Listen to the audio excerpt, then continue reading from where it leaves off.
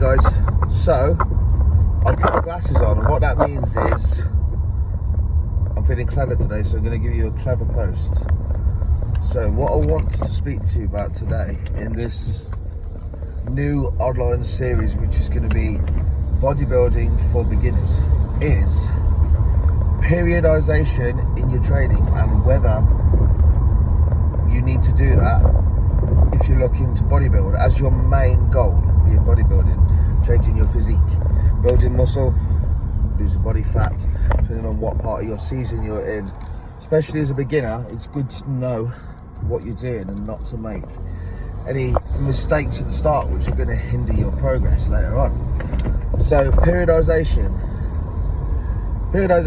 is where you have parts of your training. Think of your training program as a book, and the periodization is the chapters in which you are currently at in the story. The story being your journey. Basically, no, you don't need to periodize your training at all. Bodybuilding. Periodization is great for athletic outputs and for building strength or performance, etc., which is your athletic outputs. So say for some of my athletes that I train that do actually compete in sports, I do periodize their training. I do test rep maxes, I do have back off periods, and I do have certain goals within their program which they adhere to, and it works really well for an athlete. Bodybuilding, it's more of a beauty pageant, okay? It is a sport in terms of the dedication and what you have to put your mind to, and the psychology behind it is phenomenal. But when it comes to actually training for bodybuilding, you do not need to change your training at all.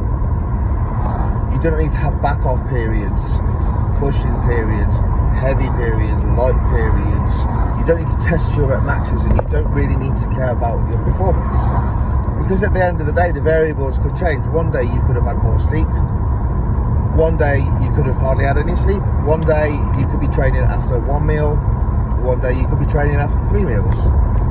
Okay, the thing that will stay the same is obviously your pre and post workout nutrition, which we'll cover in another video, but there's so many variables where you're not going to be able to test things and be the same. It's more about training almost instinctively on the day.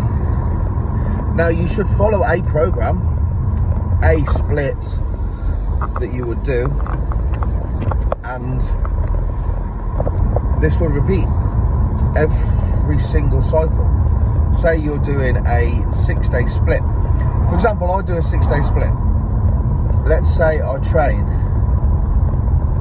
legs one day, then I train chest the next day with shoulders and triceps, then I'll have a rest day, then I'll train back with biceps, then I will train push 2, so that's my second push day, which is shoulder dominant, and then I'll have a rest day. Then I will train arms, okay, an arm day, which is, it is what it is. Then it would be a full body day, where I would include any of my weaker points in any of my upper or lower half. So it would be, it used to be hamstrings, back, triceps, etc., all my posterior looking train, but to be fair, now it's not. It's more squat, deadlift and back. And then it's another rest day, and then we repeat the cycle again. Okay, that's my 6-day split. That has been exactly the same, other than the lagging body part day. Like I said, that changes if something's no longer lagging. That's been exactly the same now for the last 3 years that I've been doing this competitively. I'm not exactly a superstar in the sport, but I'm competitive now. I do compete. My training has never changed. I do heavy sets, then I back off and I do a lighter set. I do intensifiers where I'll do a drop set, etc. But we're not having periods of 1 rep maxes, of testing this, of testing that.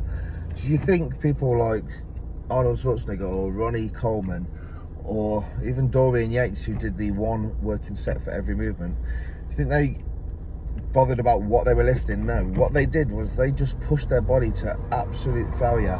They left everything on the floor every day. Now, if you take a period of time where for 4 weeks you're not going to do that and you're just going to train at 70% and not push yourself, all you're doing is limiting your progress. If your post-workout nutrition and pre-workout nutrition are on point, there's no reason why you can't leave it all on the floor every single day. Whether that means you're able to go heavy and do lots of reps in the off season, or whether it's a little bit lighter, but it's still fatiguing you exactly the same. There is no, we'll do this percent of this, we'll do this percent of this.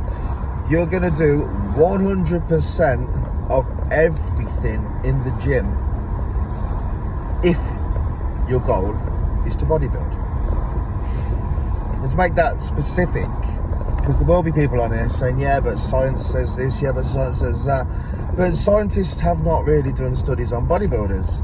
There are not many scientific studies on bodybuilders at all. The scientific studies which show the increase in strength and output are all, every single one of them, on either untrained individuals or athletes. And you can reference that anywhere. Use the search engine Google Scholar. Okay, don't use Google, which is going to bring up Joe Blogg's website for dummies and give you all this information that they pulled from somewhere but won't tell you. Search Google Scholar for the search engine. It will only come up with academic research. And tell me I'm wrong. Bodybuilding revolves around bro science. Now, bro science is yeah, you don't know what you're talking about, you're just doing it and getting a feel. But at the end of the day, it works. These top end bodybuilders that never periodized their training and left everything on the floor, as long as all the other variables, sleep, PED intake, which, to be fair, beginning bodybuilding, you don't need to do that yet. It's worth reaching your natural potential. And their nutrition was all on point. Their training was just literally leave it on the floor, push themselves to the absolute limit. So the answer is no. Keep your training split the same until your body stops changing, and don't worry about periodization and having these different chapters within your story. Make it one long book. Have a great day, guys. Take care.